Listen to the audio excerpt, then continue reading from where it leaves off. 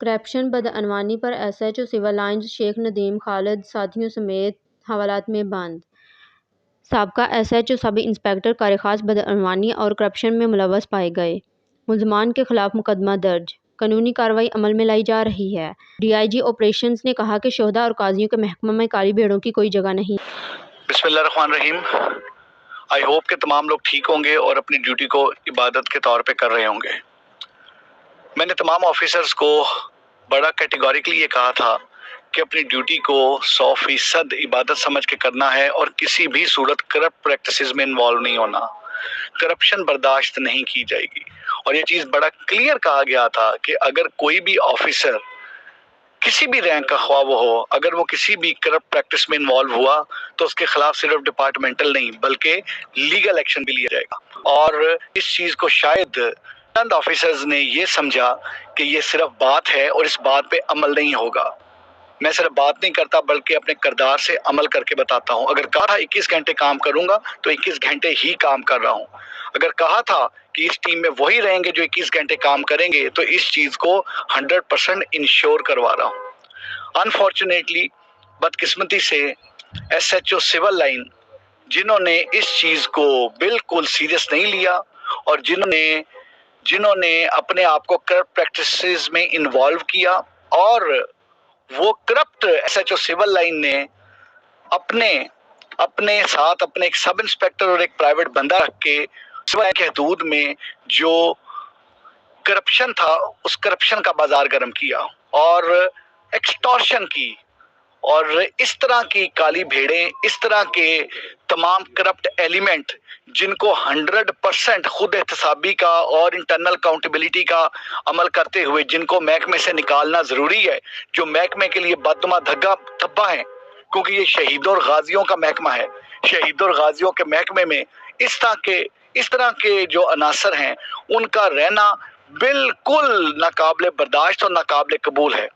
SHO civil line, उसके sub inspector और एक प्राइवेट बंदा जो कि करप्शन कर रहे थे, जो कि रंगे हाथों पकड़े गए, जिन्होंने करप्ट प्रैक्टिसेस की, जिन्होंने भत्ताखोरी की, मैं इसे भत्ताखोरी कहूंगा, उसके खिलाफ उस एसएचओ सिविल लाइन के, उस सब इंस्पेक्टर के और उनके वो प्राइवेट बंदे के खिलाफ पर्चा दे के, एक्सटॉर्शन का पर्चा दे के एसएचओ सिविल लाइन को हवालात में बंद कर दिए।